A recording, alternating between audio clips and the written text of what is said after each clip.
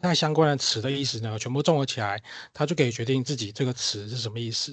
好，那这个就是考虑上下文的、考虑语境的、考虑情境的判断词的意思的方式。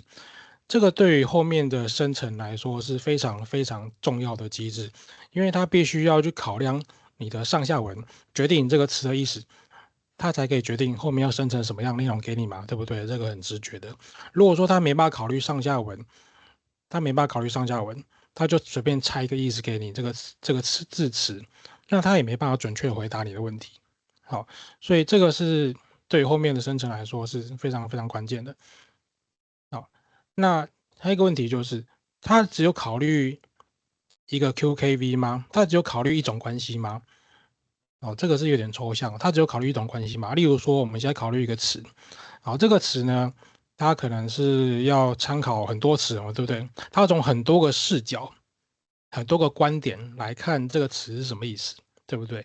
当我们在看看这个词的意思的时候，它考虑，OK，它可能是它的词性是名词、动词还是什么，还有是它的是什么物品，哦，它可能是苹果、是橘子，好，那它是什么是颜色？好，它可能是红色、橘色，它有很多个观点来看这个词要跟哪些词去配对，去决定这个词的关系。好，所以重点就是这句话，它要从很多观点来看这个词跟其他词之间的关系。从某个观点来看，这个词呢可能跟这个 A、B、C 这三个词有关系。从另外一个观点来看呢，这个词可能跟 C、D、F 这三个词有关系。好，它从很多观点来看，这个词它有不同的角度去诠释它，它有不同的角度诠释它。所以当电脑在理解这个词的意思的时候呢，它就会有很多组所谓的 QKV，它会从很多个角度去查询，它要看哪些词。哦，它可能有很多角度，哦，可能8个角度、16个角度等等的。哦，那可能第一个角度它是看这三个词，另外一个角度是看另外3个词、另外4个词。好，那这个就叫做多头注意力。好，那我们从白话来说明，就是它从不同的视角去理解上下文。好，那从多个角度去综合不同的见解，让这个词的意思的理解可以更全面、更完整。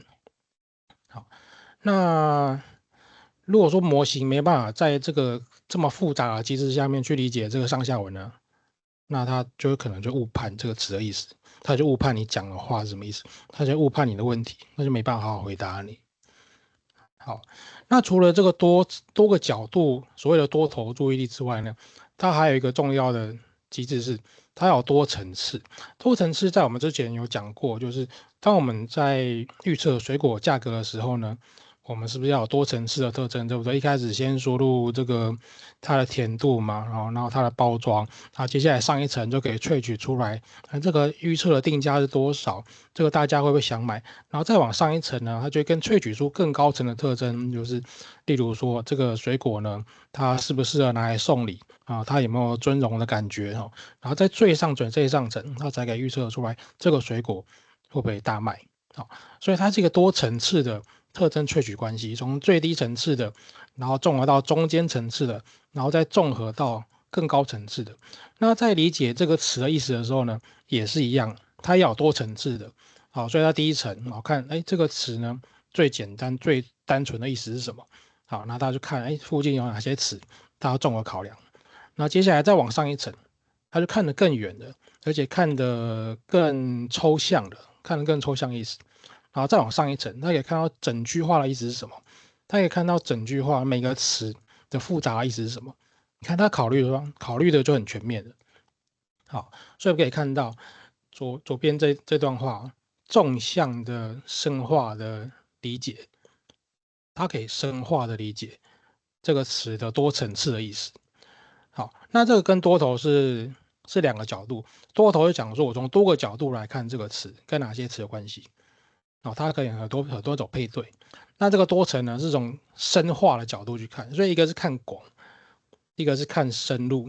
哦，那这个其实就是类神经网络一个最重要的特性，就是它是一个自动化的特征工程，它可以自动萃取多层次的特征，让模型逐渐去理解这个资料中的复杂关系。那当模型在训练的过程呢，它就会持续的去改善自己的特征萃取，让自己知道，我其实是要找这个词来看才对，我不是要找那个词，它就会调整，它就慢慢知道说，我看 coffee 这个词，其实我要看这个 coffee 这个词的意思的时候呢，我要看 cup，而不是看 always，其实更符合我的需要，它慢慢就会调整，知道我要看哪个词的意思，来决定我这个词的意思到底应该是什么。好，所以它就有一个这个多层次的多角度的纵向跟横向的关系，逐渐的去调整它的特征的萃取，逐渐调整它的模型，让这个模型可以越来越准确的去理解你这个使用者的问题到底是什么。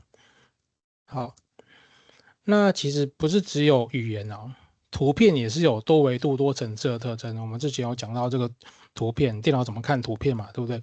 那图片也是一样，看这个小小的区块，然后慢慢的往上一层一层的往上看的区块就越来越大，越来越大，而且它的特征呢也是越来越抽象，越来越抽象。从一开始是一个线条，直线条、横线条，到后来是一个圆形、一个方形、一个三角形，到往上呢，是一个猫的耳朵，是一个猫的眼睛，再往上呢变一个猫的脸，再往上呢，这个猫是高兴的还是生气的？它也是这样多层次的往上。好，那它们其实都是多维度、多层次的。好，那本质上呢，它们都是对同一个位置，来进行多维度、多角度的特征萃取。同一个，例如说我在看语言的时候，我是看同一个字词，反复的深化理解，然后再同时平行的、同时的看另外一个字词，反复深化理解。那在看图片的时候也是一样，每个像素的每个点，它都是平行的去看，这个点是什么意思？这个点要跟哪些点有关系？它们乘在一起代表什么意思？都去看这个。好，所以这是一个平行而且独立学习不同的特征表示，平行而且独立的。那因为它是平行而且独立，所以 GPU 在这个时候就可以派上用场，因为 GPU 很适合拿来做平行的大量的运算。好，那他们就会用 GPU 来做这种平行的。我同时看这么多词，我同时看这个图片的这么多点，来看他们到底是什么意思。那接下来我们就要讲机器怎么生成内容了。从理解之后呢，那接下来他就看理解的这个内容，理解的向量，他可以理解这个词或者这个点的向量，他就可以继续去生成内容。好，那我们看生成式人工智慧，这个是最近几年从2022年之后非常热门的词。什么叫生成式人工智慧？在讲这个之前，我们先看什么叫非生成式。非生成式就是我们比较传统那些机器学习那些 AI 在做的事情，比较传统的，甚至也不能叫 AI，因为它其实能力不是那么好。那可能做一些分类的预测例如说预测你的信件是不是垃圾信件，做数值的预测例如说预测这个明天会不会下雨做相似的分群，把类似的顾客、类似的消费者集中在一起，我们可以做行销。做策略学习，看看这个老鼠要怎么走迷宫，机器老鼠怎么走迷宫。那产出的结果其实是一个类别，或者是数值，或者是组别的动作，是什么意思呢？例如说我分类，这是垃圾邮件，这不是垃圾邮件，它就只有这样子而已，这叫非生成式。或者说预测明天会不会下雨，那就一个数值，下雨的几率30%、50%。好，那这也是非生成式的，它就只有产出一个数值，不管那个数值是分类号，还是一个小数点的数字，好，它就是一个非生成式的很单纯的一个产出。那生成式人工智慧呢？这个词其实我们现在是泛指，像 ChatGPT 像 Midjourney 像 Sora 这种，它可以产生长篇的文章，产生一段回应，然后产生一段影片，产生一张图片，让人家觉得这个是无中生有，甚至是有创造力的、有多样性的。好，那这个其实它背后的机制呢，没有这么复杂。它背后的机制没有这么复杂，甚至没有比刚刚怎么理解更复杂。怎么理解搞不好还比较复杂一点。这个生成式 AI 其实做的事情就是无数个非生成式的预测串联而成的结果。无数个非生成式的预测串联而成的结果，这是什么意思呢？例如说我要讲话，机器要讲话，那机器要讲话，它首先要讲第一个字。它在这个动作其实就是预测它要讲哪个字。那这个也是一个分类嘛，一个分类任务。他就讲说，哎，我接下来要讲的话，我接下来要讲的这个字，到底是属于我，还是属于你，还是属于他？这个就是一个分类任务嘛。哦，它就是一个字，分类一个字。啊，针对下一个回应做字的分类，到底我要属于我，还是要说你，还是说他？啊，这就是一个分类任务。那所以他如果可以讲长篇文章呢，那就是一连串的分类任务。如果这个文章有1000个字，他回应有1000个字，他就是做1000次的字的分类任务，去预测我要讲哪个字，预测我要讲哪个字，再预测我要讲哪个字，重复进行。所以它其实就是无数个非生成式的预测串联而成的结果。所以生成式跟非生成式人工智慧其实是有高度密切相关的。没有非生成式人工智慧，也就不会有生成式人工智慧。好，那我们接下来就会讲它怎么去生成图片。在生成图片的时候呢，它有一个很简单的概念，从最基础就是怎么帮图片上面的杂讯去除。图片上面会有一些杂讯，一些点点，然后拍照的时候会有一些杂讯，这图片看起来不是很清楚。怎么把图片上面那些点点、那些杂讯，像胡椒粒一样的杂讯，把它去掉？这件事情其实不难。好，首先我们看右上角，我们先准备一张照片啊，干干净净的照片啊，可能是一个欧洲的城堡的照片。好，那接下来呢，我帮这图片呢人工加上一些杂讯。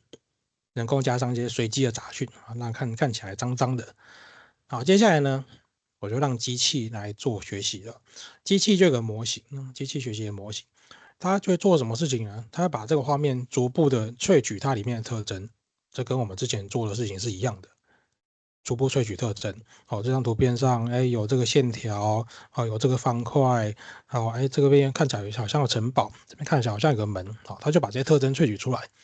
那在萃取过程中呢，它要逐步的缩小画面，逐步缩小画面，这样它一次可以看得更远，看得更大，看全局，看整张图片的特征，它逐步的缩小画面。那逐步缩小画面的过程中呢，它就可以找到，哎，整张图片到底是什么特征？这张图片到底在讲什么？这张图片上面有什么？有城堡，还是有船，还是有什么？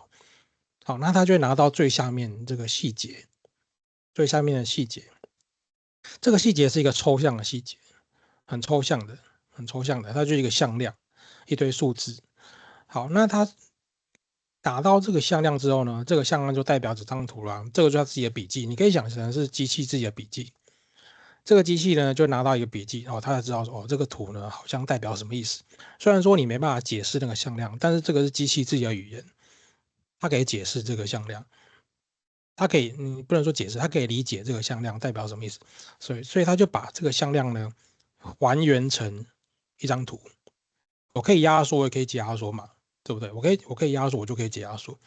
它可以解压缩成一张图。那个图呢会没有杂讯，它可以把杂讯去掉，因为它知道城堡其实本来应该长什么样子，他学过。所以它可以把杂讯的有带杂讯的城堡呢压缩之后再解压缩，解压缩过程就可以把杂讯去掉。那这个是预测的过程，它预测这张图上面这个点应该画成什么样子，因为他学过，他知道城堡应该画成什么样子，他学过。但如果他没有学过就没办法。好，他学过这个城堡应该画成什么样子，所以他在还原那个很难解释的那个向量的时候呢，他却也重新画出那张城堡。好，那这个图呢，我刚刚是一路缩小下来嘛，对，他现在可以一路放大回去，从小图先画，因为毕竟不要一步登天比较简单嘛，对不对？从小图，然后画中型的图，画大型的图，慢慢一路上去比较简单。好，那他就先画出一个比较干净的小图，那接下来再往右上角再继续走，画出更大的图，然后那个图一样是没有杂讯的图。好，那你可能会想说，我在还原过程呢，看起来好像很容易出错吧，对不对？对，没有错，它还原的过程容易出错，因为它压缩下来再解压缩回去，这过程很容易出错，它可能会乱画，可能画出来是很模糊的图。所以呢，你看我们中间就有个黑线，横的黑线，从左边直接连到右边，这个就是把左边的特征呢交给右边。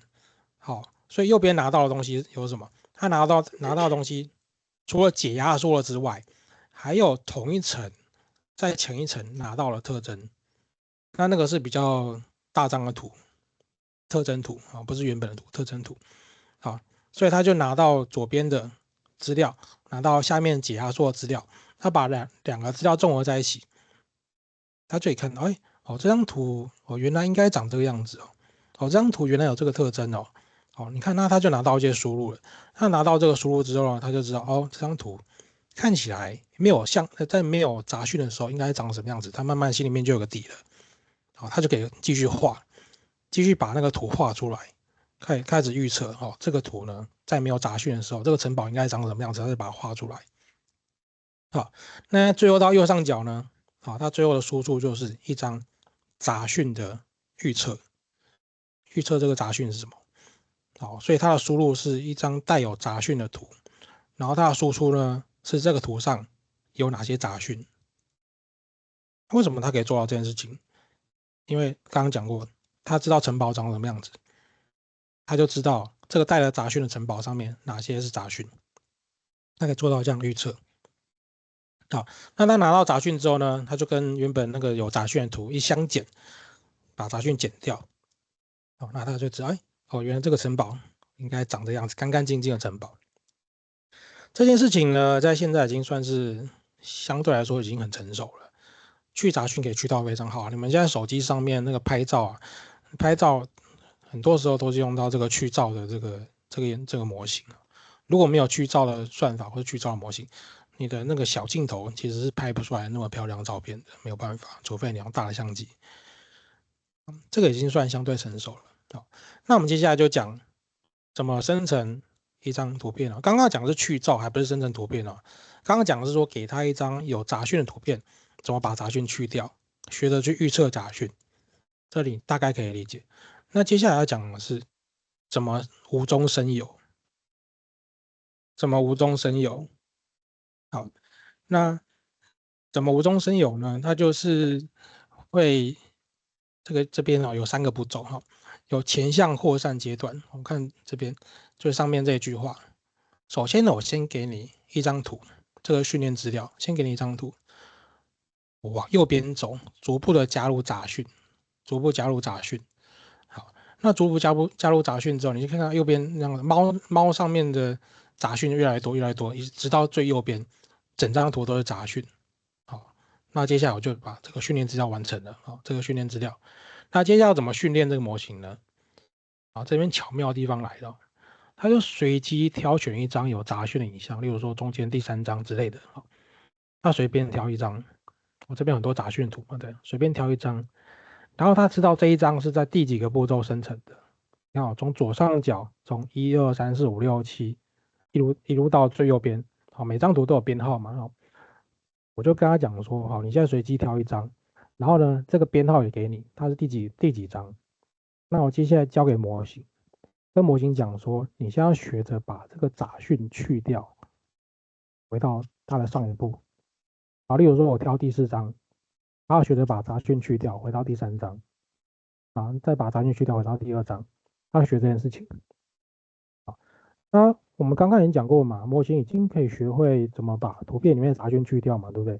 那么它在这边是不是也可以？可以嘛？它因为这边都是杂讯图嘛，它只要可以把杂讯去掉，理论上来说，它可以从最右边跑到最左边。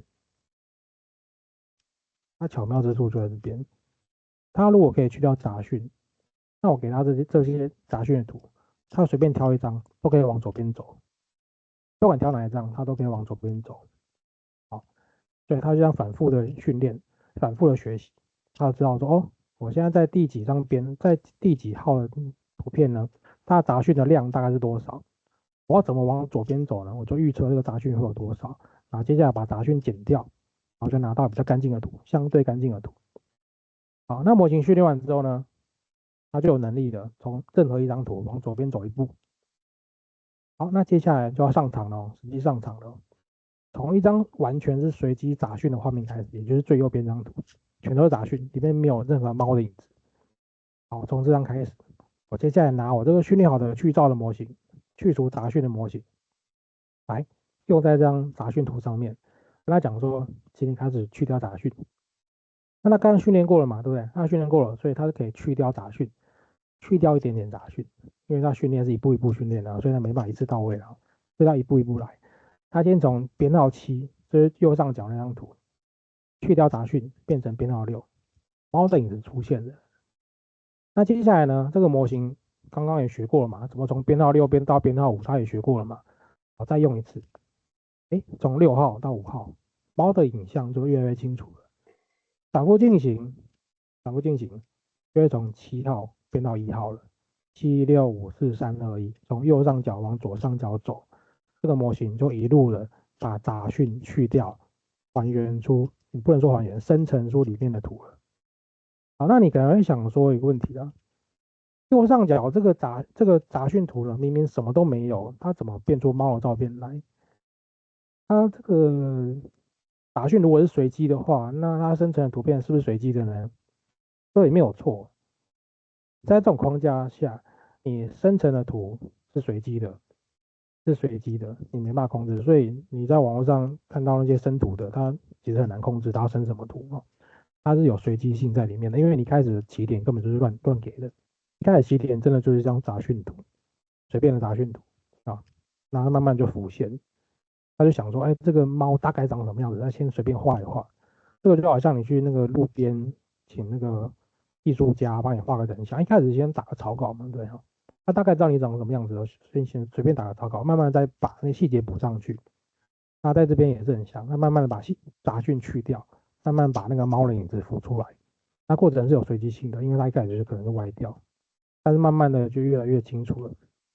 虽然说它是随机的猫，但是还是一个清楚的猫，因为它把杂讯去掉了。那怎么加入文字呢？加入文字其实是跟刚刚的做法差不多，因为刚刚输入是什么？就是一个杂讯的猫图嘛，然后有杂讯的图，然后跟他讲这是编号几，编号7、编号6、编号5，然后他就把这个编号7、编号6、编号5往前一步变成编号6、编号5、编号4、6、4。那在这边也是一样，或者是在过程中加入文字的讯息给他，跟他讲说，我现在给你一张杂讯图，我也跟你讲说这个文字是什么，例如说，这是一个黄金猎犬，然后戴了一个帽子什么的，那他拿到这个资讯呢，他在去噪的过程中呢，就可以生出来一个比较像是黄金猎犬戴着帽子的图片，因为他拿到这个文字的向量。好，那当然这个过程是要训练过了，然后训练过他才知道说，原来当你讲这句话的时候呢，我去噪的过程呢要考虑什么，我让它比较像是黄金猎犬的图片。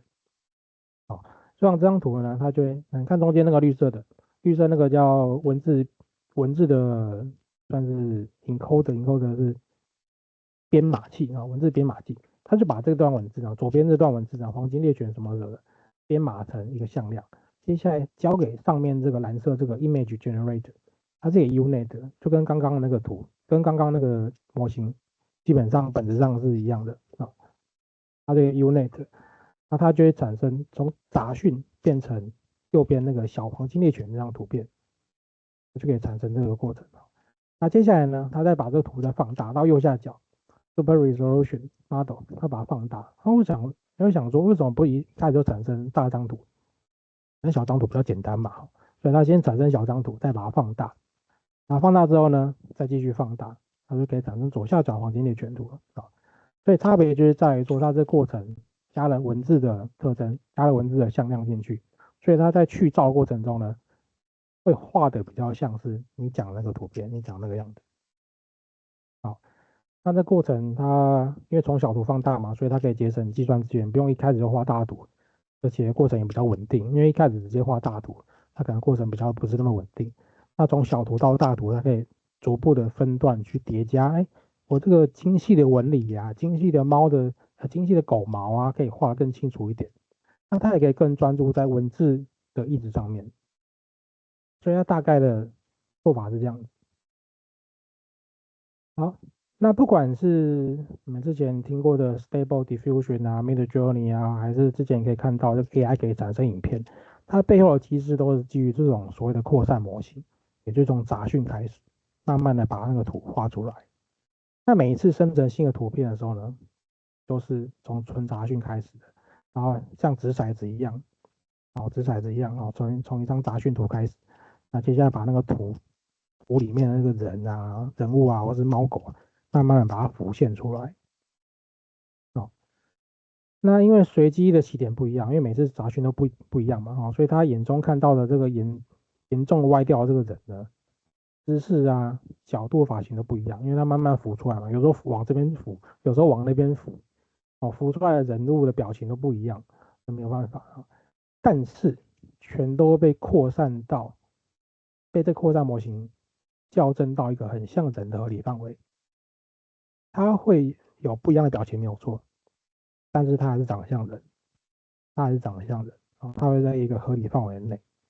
那这种多样性、这种不确定性呢，其实就是生成影像的创造力来源。好，那你现在就会问了，这个叫创造力吗？你怎么定义创造力呢？这个是一个没有方向的创造力，可以这样说，在一定范围、在一定程度的控制范围内，它是一个随机的创造，它不是一个有意识的创造，这是一个有随机性的创造。所以你可以说，它在掷骰子，在掷骰子。那你说掷骰子算不算创造呢？我现在随机掷出来3、4、5，这个算创造吗？这是一个哲学问题。那这到底算不算创造？我觉得很难讲。我个人觉得不是那么算创造，因为它是有随机性在里面，它不是一个有意识的创造，所以它可能没办法真正画出所谓的蒙娜丽莎那种，它是有一个有意识的创造，不是，它应该是没办法它是有随机性的产生的。好，那我们讲完图片的生成的概念之后呢，我们接下来讲怎么生成语言。生成语言呢，其实比刚刚简单的多。刚刚你可能听的可能有点觉得太复杂因为扯的东西蛮多。但生成语言这边就相对单纯多了。我们又回到这张图了。这张图是讲说一个黄色框框呢，好，那模型要学的怎么去预测黄色框框里面的字。它有2种，一个是填空，就是那框框可能在这个句子的中间，填空。那怎么学会填空呢？那就看看，哎，这个字呢，它可能是什么意思？它先猜一个意思。那旁边字是什么意思呢？旁边字呢，向量，你先猜一个向量，就猜猜看嘛，一开始先猜看，然后慢慢的，他就用旁边的向量跟中间的向量去相乘，看看，哎，我这个字到底要填什么字？一开始猜错，但没有关系，它向量调整一下，特征调整一下，慢慢就猜对了。他知道，哎，中间要填 coffee。好，那怎么生成呢？就看下面。生成其实就是预设下一个字，生成机器学习，生成 AI 的回应内容，其实就是预设下一个字。好，那你说它这个会训练呢？我可以拿它给它一大堆文本，可以给它一大堆文本，一大堆文件一大堆的书信啊、书籍什么的。我刚才讲说，好，我现在给你前面这些字，你要学的预测下一个字是什么？这样听起来就很简单了嘛，对不对？相对简单了，比刚刚简单。好，我给他一堆字，跟他讲说，我现在把最后一个字都拿掉，你来预测下一个字是什么？他是可以预测嘛？对，他可以预测。他如果达到很多文本、很多很多文件、很多书，他就慢慢就学会下一个字应该填什么。为什么他可以学会？因为我们在讲机器学习的时候，一个很重要的概念就是背后有规律。人怎么讲话是有规律的，不管你讲中文、英文还是什么文，背后是有规律的。所以他可以预测下一个字，他可以预测他这个就是文字接龙。那他怎么选择下一个字呢？其实就是一个分类任务啦，因为它下一个字有很多选择，例如说英文可能数万个选择，中文可能也有数万个选择，下一个字是什么？有数万个选择。好，那从最左边开始，那机器呢就会先猜看看，每个字到底要给多少分数。例如说，你看最左边这张图最左边这张图，例如说 dark 黑暗这个给10.2分，好 stormy 给8.1分，sunny 给7.0分，他对每个字都给一些分数。那这个就跟你之前预测水果价格是一样的，预测水果会不会大家买是一样的。你之前也是预测分数啊，预测这个是80分、90分之类的，你也是预测一个分数。它在这边也是一样，帮每个字给一个分数，预测一个分数。好，那预测一个分数之后呢，这个分数叫做它的原始偏好，它不是几率，还不是几率，之后会变几率，但目前还不是几率。它是原始偏好，机器的原始偏好，它想要输出哪个字。那接下来呢，它就调整一下随机性。这个就是我们在讲这个大型语言模型，它会有这个温度，它会有温度。当你温度很低的时候呢，你这个字词的偏好呢就会很明显，喜欢的很喜欢，不喜欢的很不喜欢，就会集中在一个最喜欢的字上面。好，当你温度很高的时候呢，每个字的偏好呢都会差不多，每个字的偏好都会差不多。温度很高的时候，每个字的偏好都会差不多。那这代表什么意思呢？这个代表它之后在抽样的时候，随机挑选的时候呢，抽到每个字的机会都差不多。那这是不是就多样性？我接下来讲哪个字的机会都差不多，代表我没有特别喜欢哪个字，代表我会随便讲。那这个就是多样性、随机性。好，那它调整完这个偏好的分布之后呢，然后它就会开始来把这些字的偏好呢转换成几率了。转换成几率就是几率，所谓的几率就是每个字的偏好加起来是1。好，然后接下来它在调整几率过程中呢，它就会把偏好比较大的字呢的那个几率调得更大，偏好比较小的字的几率呢调得更小。这个就叫凸显优先的字，抑制错误的字。这样话比较会讲对啊。优先的字比较容易被抽到，后面那个不是那么偏好的字呢，比较不会被抽到。等一下比较不会被抽到。好，它调整完几率之后呢，它就开始挑出前面排名在前面的那几个字哦，可能排名在前面90%的字挑出来。为什么要这样做呢？不要去讲到后面那些那个几率比较低的字嘛，那些字可能是错的字嘛。所以他把前面排名在前面的字挑出来，可能前面几个字呢加起来几率到90%了，那就只挑这几个字。然后后面那些字呢几率太低了，全部都当做没看到。好，那他把这些字挑出来之后呢，就变成一个可以来抽签的这个破了啊。我就之后要抽签，只在这几个字里面抽，我只有在这几个字里面抽。那抽签是均匀的抽吗？不是，每个字有不同的几率嘛，有的字几率比较大，有的字几率比较小。他抽签的时候呢，就看那个几率，几率大的字呢被抽到的机会高一点，几率小的字被抽到的机会小一点。它就保有一个随机性，保有个随机性跟多样性，不要每次都选几率最大那个字。好，所以它的机制就是这样子。他每次跟你讲话的时候呢，他在讲每个字的时候呢，他都经过这一系列步骤。ChatGPT 在跟你回应的时候呢，他每一个字都要经过这么多复杂的步骤，所以你知道为什么它很慢嘛？每个字都要搞这么复杂，所以它当然很慢。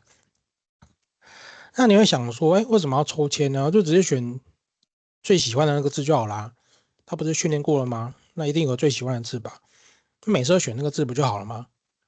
不行，这件事情有个问题。我们来假设哦，假设他每一次猜这个字的几率，猜这个字猜对的几率都是99%，很高吧？对不对？他猜下一个字的猜的几率都是99%的正确率，够高了吧？好，即便正确率这么高，他只要连续输出1000个字，它完全正确的几率呢，整段话完全正确的几率呢，非常非常的低。我们就数学算一下，0.99，然后乘上1000次方啊，次方1000次啊，它完全正确的几率只有100000分之4。即便它每个字的正确率都是99%，它整句话完全正确的几率还是非常非常的低。好，而且另外一个问题，如果说每次他都拿几率最高的那个字，他都不挑其他的字，那你每次问他的时候呢，他回答都是一样的，这个好吗？好像不太好吧？你每次问他，他回答都一样，有时候是不好的，因为有时候你需要一些有创意性的回答嘛，或是有温度的回答嘛。你不会想跟机器人讲话。虽然说你知道它是机器人，可是你不希望它每次回答都一样，跟机器人一样很僵化，它要有变化。然后另外一个问题就是，有时候他在回答的时候呢，几率最高的那个字不代表是最好的字，因为有时候他要先迂回绕一下，就好像我现在讲话，我也会先有一些填充的字在里面，让你听起来比较舒服。或者有的时候我会先讲，哎，我先想想看，我先不要讲答案，我先想想看，我先想想看，这个几率可能比答案的几率更低，可是他必须先讲，我先想想看，他自己要先调整一下自己的讲话的 tempo，最后才讲出那个答案。这个过程就让他可以调整，他可以回答出一个综合效果比较好的回应。好，那根据很多的研究、很多的实验，我们就发现哦，这个其实比较适合大多数不是绝对100%哦，大多数的开放式的生成任务，也就是回这个对话的任务。好，所以 ChatGPT 它就会用这个机制，我就用抽样的方式，不要只抽最好的那个字，有点随机性在里面。那另外一个解释是，这个语言啊，不管是英文、中文，它本身就有大量的这个 redundancy 大量的冗余，它有很多种合理表达方式，所以你选到几率不是最高的，你选到几率第二高、第三高的字也没有关系，它只是换个说法而已，你不见得会显著的降低整体的回应品质，它只是换个说法所以你也不用那么执着在一定要选择第一个字不要那么僵化。好，所以我们回到这个比较白话的来看好，所以这个 ChatGPT 在跟你对话的时候，它要做的事情其实就是这个文字接龙，一个字一个字的去预测我接下来要讲哪个字。例如说第一步，它预测说我下个字要讲 learn，第二步呢，下个字要讲 to，第三步下一个字要讲 predict。好，那它就一步一步的把这个字吐出来了。当然，它在吐出每个字的时候呢，它是看不到那个字后面的其他字的，因为它一次只就吐一个，它一次就吐一个。好，所以这个概念不难懂嘛，对不对？文字接龙任务，ChatGPT 就是在做文字接龙任务。那你说你能不能期待文字接龙任务去做很复杂的推理呢？这样你慢慢的就可以理解它其实不是真正在推理它其实不是真正在推理，它只在做文字接龙。那你慢慢可以理解为什么它有幻觉对不对？好，那还有另外一个很重要问题就是，当他在回应你的时候呢，他要考虑前面的字在说什么，对不对？我们刚刚讲过嘛，他要考虑前面字在说什么，他才可以决定目前这个字的意思是什么。他每个字都要这样看，每个字都要考虑前面字在说什么，他才可以决定这个字是什么意思，他才可以预测成功下一个字要给你什么字，下个字要给你回应什么字。好，那这边就扯到一个重要观念，就是有限的上下文长度，叫 context window。我看左上角这张图左上角这张图，左上角那个3到6打错了当我在预测第五个字的时候呢，他只看到第一个字到第4个字，不是3到6，那打错了预测第五个字的时候，他只看得到第一个字到第4个字。当我预测第6个字的时候呢，他只看得到第2个到第5个字。当我预测第7个字的时候呢，他只看得到第3个字到第6个字。他只看得到前面一段内容，他没办法看到前面无限多的内容。那个窗口是有限的，他每次的对话呢，他只可以记住跟读取或者理解前面某一段文字，再往前呢，他就会忘记了，他就当做没看到一样，他完全不知道，因为这已经超出他的范围了，超出他的能力范围了那这件事情呢很重要，因为它影响到你到底能不能拿到好的回答。好，那你说这个窗口有多大呢？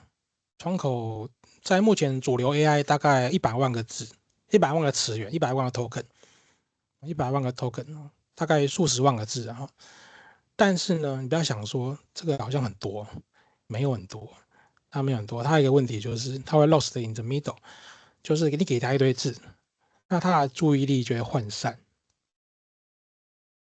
看我们刚刚有讲过，大家理解的时候，他是不是要综合看一下？哎，我前面有哪些字，对不对？好，那把那些字的那个向量加起来，加权一下，这个不难懂嘛？对，把前面那个字的向量、那个词的意思加权一下，综合一下。我如果前面有100万个字，你觉得我有办法像大海捞针一样仔细的看前面某一个字，它有什么意思吗？不可能的，它会稀释它的注意力，它会稀释注意力。那如果说你前面有个很重要的字在里面，例如说某个什么某个数字啊，或者某个人名之类的，在前面100万个字里面的某一个字很重要，你觉得他有办法每次都看对吗？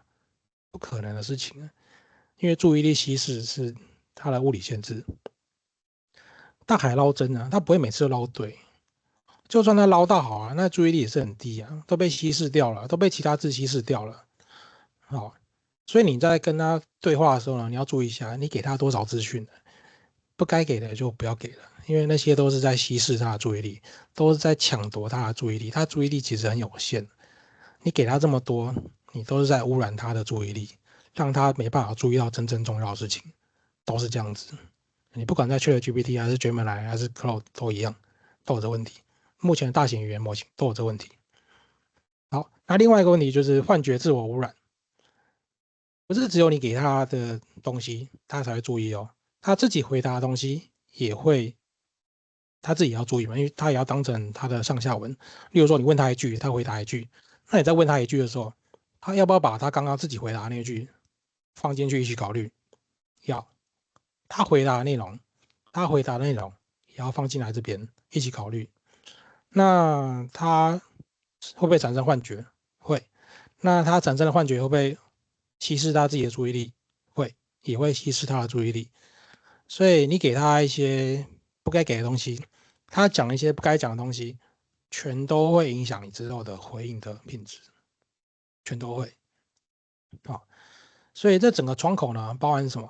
包含你给他的讯息，包含他自己在内部啊，他会有些提示词讲说，哎，我要扮演什么角色什么的，这个叫系统提示词。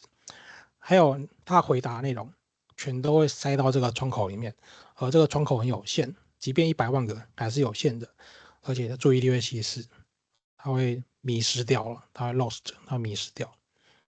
那我们有看到一些研究，他讲说，哦，那重要的东西放哪里呢？重要讯息放哪里呢？放在最前面，放在最前面，因为最重要的东西放前面，最重要的讯息放在最前面，它会影响到后面每个字的解读。再说一次哦，这很重要，就是最重要的讯息放在最前面，因为它放在最前面，它影响后面每个字的解读。好，那最重要的东西呢，也可以放在最后面，头尾都放啊，头尾都放，也可以放在最后面，因为最后面呢最接近他的回应啊，他马上就要回应了嘛，你就放在最后面，他不会忘记。好，这个就是有限的上下文长度 （context window）。那我们现在讲到幻觉，生成式模型的幻觉，它一定有幻觉。好，那幻觉是什么意思呢？幻觉其实很简单，我刚刚讲，他在回答的时候做什么事情？文字接龙。什么叫文字接龙呢？预测下一个字是什么字。那什么叫幻觉呢？很简单，就是预测错了，预测错了，就这么简单，就预测错了。它本质上就是跟传统机器学习一样，我要预测下个字，哎，我本来要讲我，结果讲成你了。原本要讲这个人名，讲成另外一个人名了，就很简单，他预测错了嘛。那其实不管是生成式的人工智慧，还是机器学习、传统机器学习，还是什么的，他们都是靠几率跟统计来决定我这个字到底有哪些特征。这个字呢，要跟其他的字的特征综合在一起考量，来决定这个字的意思。他们都是依照所谓的模式匹配来做分类。我下一个字要讲什么字来做预测，他们都没有真正的像人一样的、像生物一样的思考跟理解能力，没有真正思考跟理解能力，所以它是靠模式匹配。当模式不一样的时候，当这个 pattern 不一样的时候呢，他就做错了，他就做错了。当他的资料的分布资料的规律改变的时候呢，例如说他本来讲英文，你现在跟他讲中文，资料的分布改变了，他就不会了。他不会也就罢了，他不会跟你说不会，因为他训练过程没有讲这件事情，他跟你说不会，他就开始乱猜。乱猜呢就会猜错，因为他根本就没有学过这件事，没有学过这种资料的规律，他就会乱猜。那猜就猜错了，那你就觉得他根本在乱讲。那这个就幻觉，它会产生预测失误。那你说幻觉能不能消除呢？问这句话呢，就相当于在问机器学习能不能100%做对？答案就是不行，它不可能100%预测对所有事情。简单的、非常非常简单的这个问题，非常局限的，或许可以训练到很好，但是还是不能100%做对，不太可能。所以你说 ChatGPT 跟你讲话会不会有幻觉？这个幻觉能不能消除？答案是不能消除，一定有幻觉。那你说你能不能相信它呢？那你自己要斟酌，你能不能相信一个有幻觉的、纯粹靠几率统计在猜下一个字是什么字的机器？它看起来很像真人，是因为他学过很多的资料，所以他可以模仿那个字词的排列，模仿的很像，但是他都是在猜字，不管是 GPT 还是 Gemini，都是在猜字。好，那我们讲到这个每100万个 token 的费用，它猜字其实猜得很贵。那你想说为什么那么贵？为什么你一个月付这个$20还是多少美金？怎么一下那个额度就用完？用的多一点可能就会遇到的问题，因为他要回应你，比如说回应你1000个字，他要做1000次，至少1000次，事实上更多，因为他自己会自言自语，他背后的自言自语你不知道。他回应你的时候呢，他要做非常非常多的字词的分类，他要预测下一个字是什么字，预测下一个字是什么字，这样反复进行。这个是很烧钱的，这个是很需要 GPU 去做运算的。他在背后的电脑了，背后的 GPU 就是反复在整天在算这些东西，帮全世界的每一个人在算这个，到底下一个字要猜哪个字。他帮每个人都在算下一个字要猜哪个字，这是需要 GPU 的，这是要钱，GPU 要钱，要电，要买 GPU，等要维护。那我可以看到这边的费用大概多少？如果你用 API 的话，就是你不是在网页上，你是用写一个程式去问他的话，那这边有价格，每100万的输入呢，例如说那个 Fable 之前看6月7号看的是$10美金，每100万个词源要$10美金，你输入给他100万个词源，就要付他10美金。好，那他每回应你100万个字呢，你就要付他$50美金，其实还蛮贵的。那有便宜一点的，就像 Gemini 就是一个平价实惠，但是表现就不是那么好。所以你可以看到中间那个智慧指数啊，智慧指数这个可以在网络上查到每个模型的智慧指数，比较贵的就是一分钱一分货啦，比较贵的它智慧指数就比较高。那像 Gemini 这种就是真的是蛮后面的，所以很多人评价，就是现在竞争者只有 GPT 跟 Claude，Gemini 是一个另外一个层次的比较低阶的，但它比较便宜的，额度比较不会那么快满，像 Claude 一下额度就满了。那所以这些呢，就是所谓的大型语言模型。大型语言模型就是我用一大堆的资料来训练。那有多少资料呢？来训练它讲话呢？就是可以看到这张图，右边这张图。大型语言模型目前训练的资料量大约是10几兆。据说 GPT-4 是用了13兆个词源来训练它的模型。这个没办法验证啊，只是说据说大概在这个规模啊，因为他们也没有揭露。啊，他们大概在十几兆个词源来训练它的模型。那也说十几兆个模型，十几兆的词源的资料训练它的模型，那它会不会把那个话讲好？会，因为它可以学到每个话，每个字词之间的规律，到底这个字词后面要接哪个字词，它可以学会这个规律。好，那它就可以去展现出，好像真的听得懂你在讲什么，好像真的可以推理。事实上，他只是在猜那个字，他只是用他学过的规律来猜下一个字是什么字而已。好，所以这个 LM 这个叫 Large Language Models，这个是目前最红的一个 buzzword，然后它就是一个大型语言模型，也就是 ChatGPT 那个都叫做大型语言模型，Gemini 啊、Claude 都叫大型语言模型。好，那为什么这个模型这么大？因为他们发现，当我的模型越大，当我给它越多的训练资料，当我给它更多的计算资源，它的能力呢，它的字词猜对的几率呢，就按照某个比例上升的，就按照某个比例上升，这是可以预测的。只要参数量，这模型的大小跟训练的参数跟计算资源同时上升，那我这模型就会慢慢的越来越厉害，越来越厉害。目前还没有看到上限，这句话很重要。目前还没有看到上限，所以它会继续变好，它会更好。